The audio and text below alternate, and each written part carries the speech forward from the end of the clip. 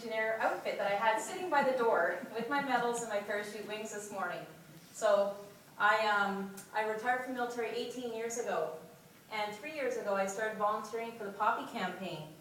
And one day I walked into the Legion and I seen a fellow that I know, and I said, "Hey, how are you doing?" And he responded, "I'm living the dream." And I thought, that is so profound for this older gentleman to say that he's living the dream. It made me stop and reflect. Am I living my dream? How about you guys? Are you living your dream? I hear some yeses. That's awesome. I know Mr. Happiness is going to love my speech today. So fellow Your Stage members, guests, and friends, I'm here to share the 3 strengths that have helped me live my dream, and I want to share them with you. Would that be okay? Okay, the first one, actually, to make it simple for you too, I've broken it down into 3 points, so I'm going to get to the point today. So, Steve will like that. The 3 points are in an acronym HIP. So if I can go like this, HIP, you're going to remember that, right? So we'll get HIP with your living today. So the first point, or first strength, is happiness. Of course, Mr. Happiness is already happy, right?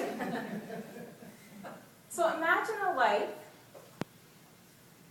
where you had no time constraints or no money constraints. What would that feel like for you? Would you be having more happiness in your life? Absolutely. Well, what comes to my mind is recreational activities. I would like to do yoga with Jacqueline on a beach somewhere, preferably. Agreed. Yeah. And golfing, paddleboarding, and riding my Harley. Imagine all the possibilities if you had all the time and money in the world to do that. I also have children now. And so I remember back when I was a kid. Remember back when you were a kid, what did you like to do? I remember one thing that stands out particularly. When I was 10 years old, my parents took me to Wonderland. And we went on the highest, fastest roller coasters. And so we do that with our kids now. They're 13 and 15. And I'm talking about the scariest roller coaster you can find at any amusement park. The one, especially that goes up tall, it stays at the top, and you're actually looking down at a drop. You're going to drop 90 degrees. And it jolts you forward a little bit, and then it just drops you down. And you're screaming so loud, and you're spraying drool all over your face. And then you're laughing your ass off at the end of it, and you think, you know what, these moments are so quick. But the lifetime memories are amazing, and I remember that as a kid. And so I like to have fun, and I like to have happiness with my friends and family. So, do you guys take time to plan for fun? Have happiness. I believe everybody can have happiness without time and money as well. Okay, I'm a loudspeaker, sorry, I did some military training. So the second strength is imagination. 20 years ago, I could not have imagined the life that I live today.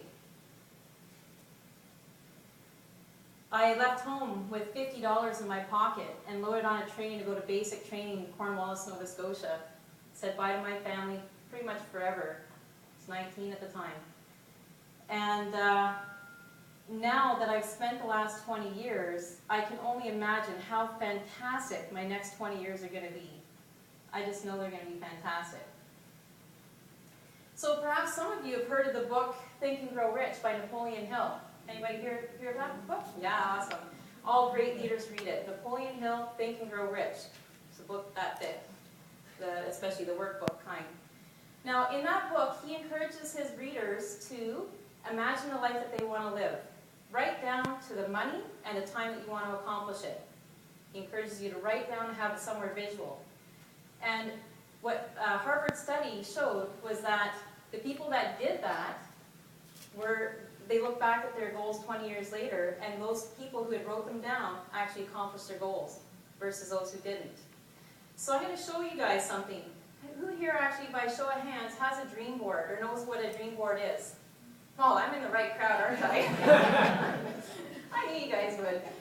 Okay, so I want to share 2 dream boards with you that I've made. And dream boards are something that you want to visually attract into your life. And I've accomplished everything on this dream board. So basically over here, I had the rank levels that I wanted to achieve in my current company. And I've accomplished that. And goal I started. I wanted a stainless steel oven. I wanted a stainless steel dishwasher and stainless steel. And I got all that. And then I have my Harley. My husband has his Harley. And he had on his laptop computer for the longest time a Triumph motorcycle. I bought that for Christmas last year. He was so sweet. He's a guy with really good tattoos and he speaks from. So that's my dream board. You'll see something over there as well on each. Now my second dream board, because I don't have the confirmation of my first one, involves the sun. And it involves a place in Tampa, Florida. And I'm happy to report, last week I came back from Tampa, Florida, and my father first time in the United States. And it's that area. How cool is that? Good work. We also have a hot tub. But I want a hot tub with waterfalls in it in my backyard. I'm a big proponent of charity. And I've been in Canada. $84,000 have been donated to this charity, and I'm proud to say I'm a fairly large contributor to that charity. And I wrote myself a check. Want to know what's on it? How much money? $2 million by next year. Now, by putting that out to you guys, I need to make that by next year. I am a person who walks the talk, and this couple here are my mentors. Jim and Kathy Coover, she's 60 and he's 67, and they look like Barbie and Ken. They're just amazing people. And what I do is I help friends retire earlier. So I retired when I was 40. And I would not have imagined that. I could have stayed in the Army, but that's going to lead me to my next point. So if you don't have a dream board yet, I would encourage you to get one, because they work. The third strength is passion. Anybody who knows me knows that I'm passionate about what I do. I've always been passionate. And passion's also been a huge ingredient in my marriage. I've been with my husband 20 years, and I adore him just as much as the day I met him. I wish he was here because he'd be crying. And of course we have 2 beautiful, healthy children. And we also both chose passion in our career choices. There was nothing I wanted to do except join the Army when I was 18. And it killed me that I had to wait a year to get in the Army because I had bad vision, really bad vision. So blind, I was so blind that I couldn't read the E on the eye chart, the big E.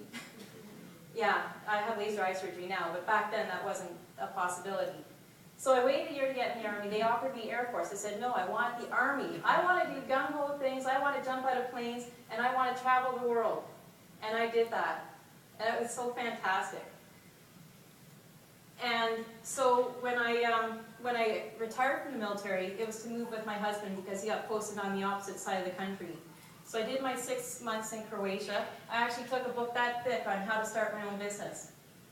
Business management. I took that over to Croatia. I also sent my wedding invites out from Croatia. And I came back and married the man of my dreams. My next career wasn't as risky, but it was just as rewarding. I started to train to become a personal trainer. And then I actually won the Albertas in bodybuilding. I thought, you know what, if I'm going to be a trainer, I better walk the talk. And so I pumped iron. I got my body in the best shape that I possibly could. And stepped on stage in a bikini in front of thousands of people. I probably wouldn't do that now, but it was very rewarding. And then 10 years later, I became my own gym owner. And I mean, that was just a dream that I'd own my own gym someday. And I did it. So what happened was I transitioned from a bodybuilder to a baby builder to a business builder. A girl asked me today, why did you not continue with your gym? I had a successful gym. I love training people.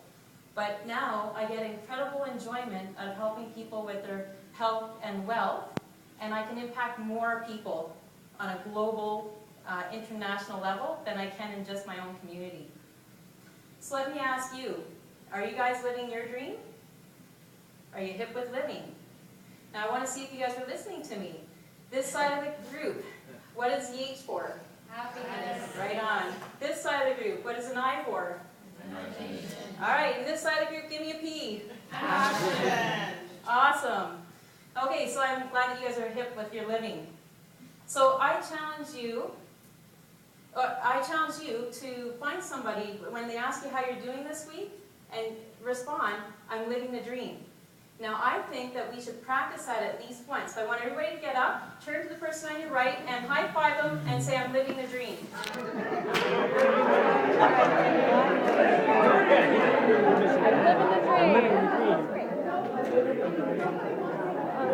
living the dream.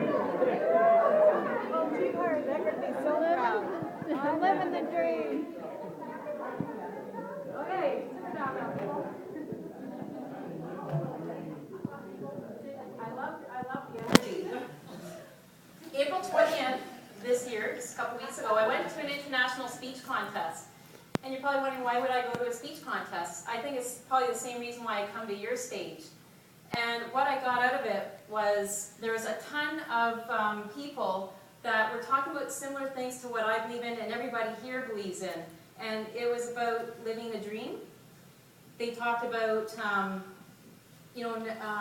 always learning to increase your knowledge and drawing the right people to you, and about listening to your inner voice, like Karen said earlier. So would you like to hear some of the speeches? Because I thought they were so profound, I even wrote them down. And I wrote down a little thing to help me remember each speaker. Would you like to hear what the speeches were? Yes. Okay. The one speech, the first guy said, his title was, Are You Okay? And it was a speech about him and his son. And his son had ADHD. And he didn't know his son had ADHD. He just remembers that his ski buddy, who used to have problems concentrating and was just wild, wouldn't even think about consequences. And then when he related his son to his best friend, he said, oh my gosh, I think he's got the same thing, because his friend got diagnosed first, and he says, well, what are the symptoms? And it was like not concentrating, not getting jobs done, just being all over the place. And he says, well, I think my son has that. And then when he went into the doctors and got the diagnosis, well, the man, the husband, or the father, says, well, I have all those things too. And he said, I've been okay not knowing this, So his speech was, are you okay? I think everybody's okay with whatever problems you have. If you believe in being hip, I think you can get through anything. So anyway, the time is always right. This was about a woman who was sitting at her office, and she was working till 4:30, and she knew that she had to go get a birthday gift because one of her best, dearest friends, who she hasn't seen in a year, was having a birthday today, and it's in her mind to go buy this gift all day long. And she said, okay, at 4:30, I'm putting down my pen, and I'm going to go get this gift. And she goes over to her friend's house, knocks on the door, and her friend answers, and she says, here you go, like with her little gift. And her friend says, oh my gosh, you remembered my birthday. And she says, oh, it's just a small little gift. It was like her budget was really tight. She just got like, a $5 or $10 gift. But she says, you remembered. And I thought, oh my gosh, those people in your life, don't forget them. We can go a year or 5 years without seeing somebody, but that little gift, or even that pick up the telephone and call them, really means a lot. So that was a nice little speech she gave. The next one was about the awakening. And this gentleman was an Indian chief, really big guy. He heard tapping on his window one morning, and he realized that the tapping on his window wasn't his bedroom window, it was his truck window. And he had fallen asleep at the wheel. It was a day of awakening because he could have killed somebody. He says, what if I killed somebody? All those things were going through his mind. He had to call his mom from the police station to come get him. He felt so embarrassed. He's a father, a respected gentleman in the fire department of his area. And that was a day of awakening for him. So for him to admit that in front of everybody was really, honest and genuine. Then there was one about nothing to change. He talked about how his wife was beautiful the way she was, whether she was pregnant or not pregnant. and about eating disorders with women. And it's okay to have a little bit of weight on us. It's okay the way you are. You're a beautiful person the way you are. And he also talked about young boys and how they're not told how proud they are. Now, I don't know if you guys can think back to when you were kids, but I don't remember my parents saying that. As a matter of fact, my mom, the first time I heard her say I love you, was on a postcard. And she's at her dad's funeral. I thought, oh my mom loves me. I think we all know that our parents love us, but you need to say it. And I say that every night to my kids. And I tell them how beautiful they are, because I have a beautiful son and a beautiful daughter. So you know those things kind of just touch you at your chords, right? And never leave a dream behind. The speaker came from nothing, built a successful business, bought all the toys, and went off and bought some property down in Florida. And some people here know him. And his accountant says, you better come back because the business isn't doing well. And it wasn't doing well at all. He had to sell all of his toys, all of his bells and whistles. And he basically what had happened was he forgot his dream, what made him successful. So he had to go back to his dream and rebuild it again. Then the most profound speech was the Dream Stealers, and I really like this one. These are 3 words that you may want to write down. The Dream Stealers are things that, you know, you always have people in your life, the negative Nellies, or people say, you can't do that, why are you doing that, why are you a life coach? What makes you say you're an author, you know, that sort of thing. Well, his 3 words were should have, I should have done this, I should have done that. Anybody say that?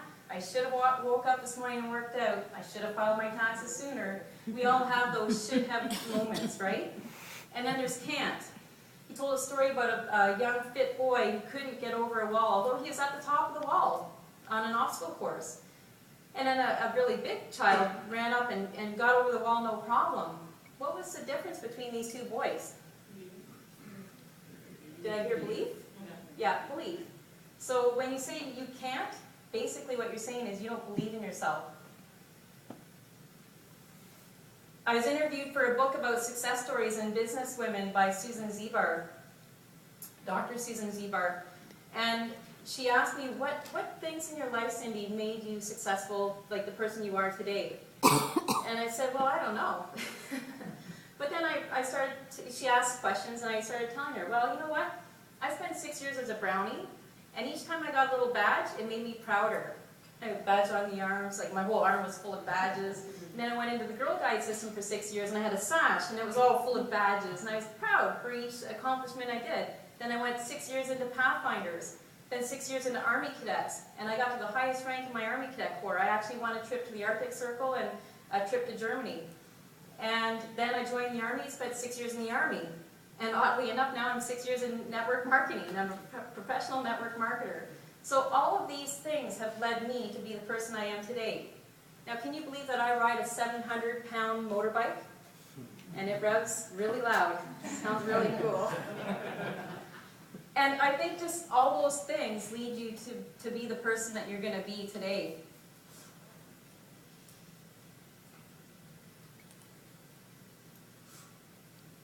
Okay, so actually, I almost got off track there. So we had the should have, right? We talked about can't, thank you. And, try. Try is the 3rd word. Basically, when you say, I'm going to try to do something, you're not going to do it. It's like maybe I'll do it. Well, he said his wife asked him if he would clean the apartment while she was gone, and he says, I'll try. and she says, no, you're not. You say you can or will. And he said, okay. And Yoda, he used the expression, Yoda, do or do not, there is no try. For all you Star Wars geeks out there. I like Yoda. So to summarize, the dream-stealing words are should have, can't, try. Awesome. Okay, so what I gained from these stories and the speeches, and of course one of the reasons why I'm here at your stage is to become a better speaker, a better listener, and a better communicator. Because I started with one person at a time getting them fit. Now I'm actually global. We're in actually 10 countries now. And I just built a team in Tampa, Florida. We have a team in Hawaii starting. We have a team in Mexico, New Zealand, and soon it will be Taiwan, Hong Kong, and all those countries. So I'm super excited about being an international speaker. And my team has expanded to over 11,000 people. That doesn't happen overnight, and it doesn't happen with skills like Steve is teaching here. So, and it grows exponentially each week. So, in conclusion, I'd like to ask you guys, are you guys being the leader that you're meant to be in your profession? You don't have to be, have a title to be a leader, but you can act like a leader. And now being a leader means stepping up in your health. And I have my assistants here that are going to help hand out some handouts right now. And we're going to